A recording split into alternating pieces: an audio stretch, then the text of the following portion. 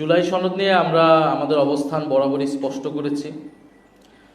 বাংলাদেশে আমরা রাষ্ট্র সংস্কার চাই, পরিবর্তন চাই, গণতান্ত্রিক সংস্কার চাই। সেই প্রেক্ষিতেই গণ অভ্যুত্থানের পর থেকে আমরা নতুন সংবিধান সহ গণপরিষদ এবং রাষ্ট্রের মৌলিক সংস্কারের রূপরেখা আমরা দিয়ে এসেছিলাম, দাবি জানিয়ে এসেছিলাম। একটা গণ অভ্যুত্থানের পরে সবচেয়ে কার্যকর ব্যবস্থা হতো যদি আমরা একটি গণপরিষদ নির্বাচনের মাধ্যমে আমরা একটি গণপরিষদ গঠন করতে পারতাম এবং পাশে নির্বাচনের জাতীয় সংসদ গঠন করতে পারতাম। কিন্তু আমাদের সেই দাবিতে কিন্তু বেশিরভাগ রাজনৈতিক দল সম্মত হয়নি বা তারা সেই বিষয়গুলো বুঝতে পারেনি, এবং তার ফলে কিন্তু এই পরিস্থিতি বারবার জটিল থেকে জটিলতর হচ্ছে। সর্বশেষ গণভোট এবং জুলাই সনদের বিষয় যখন আসলো আমরা ঐক্যমত করেছি, কিন্তু জুলাই সনদ অনুষ্ঠানে আমরা যাইনি, আমরা জুলাই সনদে কিন্তু স্বাক্ষর করিনি। আজকে জুলাই সনদ নিয়ে অনেকে অনেক কথা বলতেছে, জাতির সাথে প্রতারণা হয়েছে, তাদের সাথে প্রতারণা হয়েছে, কিন্তু জুলাই সনদ স্বাক্ষর যখন তারা করে ফেললেন কোনো ধরনের বিবেচনা ছাড়াই, তখন কিন্তু তাদের ভিতরে এই বোধোদয়টা হয়নি। এবং গণ অভ্যুত্থানের নেতৃত্বদের দ্বারা যে রাজনৈতিক দল যারা প্রধানত এই দাবিটা সামনে এনেছিল, তারা যখন সেই অনুষ্ঠানে গেল না, তারা যখন সেই সনদে স্বাক্ষর করলো না, তখন তাদের কাছে মনে হলো না যে এটা জাতির সাথে প্রতারণা হয়েছে অথবা সেখানে জাতীয় অনৈক্য তৈরি হয়েছে। ফলে জাতীয় অনৈক্য জুলাই সনদ যেদিন স্বাক্ষরিত হয়েছে সেদিনই কিন্তু হয়েছিল। এবং আমরা খুবই পরিষ্কারভাবে বলেছিলাম যে পরবর্তীতে সরকার আসলে এটা কীভাবে বাস্তবায়ন করবে সেই বিষয়ে নিশ্চয়তা ছাড়া এই সনদে স্বাক্ষর করার কোনো মানে হয় না। এবং আমরা ঐক্যমত্য কমিশন একটা সুপারিশমালা দিয়েছে, আমরা সুপারিশমালাকে ইতিবাচক হিসেবে দেখেছি। প্রস্তাব 1-এর সাথে আমরা সমর্থন জানিয়েছি। সরকার এখনো তাদের অবস্থান ব্যক্ত করে নেই, সরকার আলটিমেটলি কি করতে যাচ্ছে। ফলে সেই জায়গাতে আমি মনে করি যারা আসলে কোনো ধরনের বাছ বিবেচনা ছাড়াই জুলাই সনদে স্বাক্ষর করেছে, স্বাক্ষরের মাধ্যমে জাতীয় অনৈক্য তৈরি করেছে, সেদিনই তারা জাতির সাথে প্রতারণা করেছিল।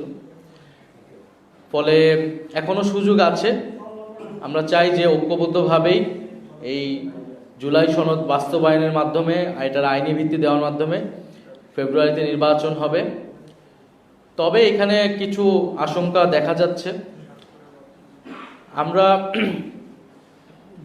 আমরা যেই দাবিগুলো সামনে এনেছিলাম জুলাই সনদকে কেন্দ্র করে, এখন দেখা যাচ্ছে যে গণভোট আগে হবে না পরে হবে, নির্বাচনের সাথে হবে না নির্বাচনের আগে হবে, এইটাকে আবার প্রধান ইস্যু করে আনা হয়েছে। এটা মূলত জামায়াতে ইসলাম তারা নিয়ে আসছে, এবং এটাও একটা ভুল রাজনীতি।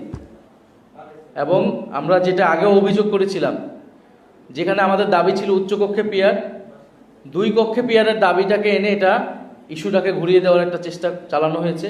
এই একই চেষ্টা এখনো চালানো হচ্ছে।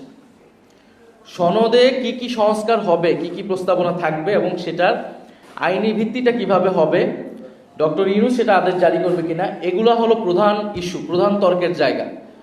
এই জায়গাগুলোতে একমত হলে গণভোট আমরা ইলেকশনের দিনও করতে পারি, ইলেকশনের আগেও করতে পারি, সে বিষয়ে আমরা আলোচনা করতে পারি।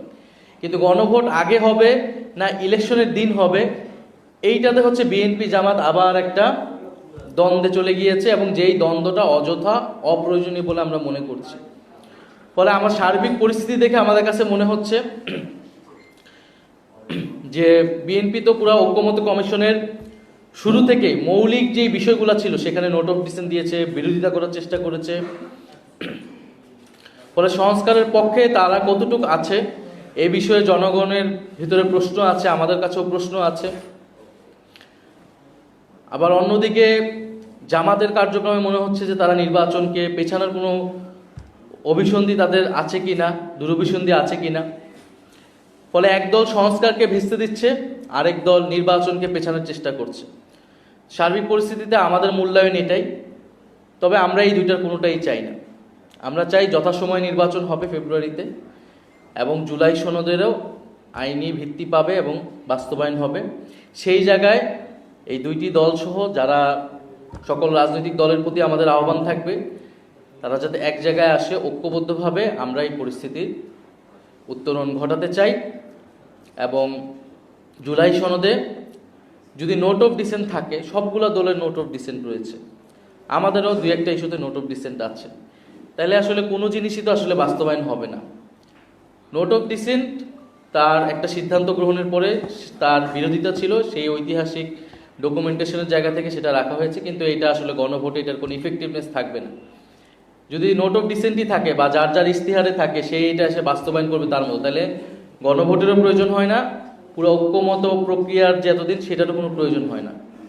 ফলে আমরা যে মৌলিক সংস্কারের যেই জায়গাগুলোতে ঐক্যমত হয়েছে, ঐক্যমত কমিশন প্রস্তাবনা দিয়েছে, উচ্চকক্ষ পিয়ারের বিষয়, তত্ত্বাবধায়ক সরকারের বিষয়, সাংবিধানিক প্রতিষ্ঠানগুলোতে নিয়োগের বিষয়, বিচারপতি নিয়োগের বিষয়, এই সার্বিক বিষয়গুলোতে আমরা মনে করি যে গণভোটে যাওয়া উচিত।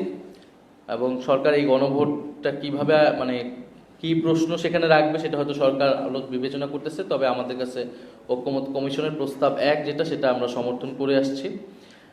আর দ্বিতীয়ত, গণভোট ইলেকশনের দিন হতে পারে, ইলেকশনের আগেও হতে পারে, তবে এটা কোনো মেজর ইস্যু বলে আমরা মনে করি না। বরং এই ইস্যুতে আসলে বিরোধিতা বা তর্কের জায়গা নেই, বরং এটা সরকারের উপর ছেড়ে দেওয়া উচিত, নির্বাচন কমিশনের উপর ছেড়ে দেওয়া উচিত, তাদের ক্যাপাসিটি কতটুকু আছে আইন শৃঙ্খলা থেকে শুরু করে। তবে যদি আগে করা সম্ভব হয়, এটা আগে হলে ভালো। তবে যদি সরকার একেবারেই সেই সক্ষমতা না থাকে, অপারগতা থাকে, সেটা হয়তো সবাই আমরা বিবেচনা করতে পারি। তবে জুলাই সনদ অবশ্যই এবং অবশ্যই ডক্টর মোহাম্মদ ইউনূসকে জারি করতে হবে।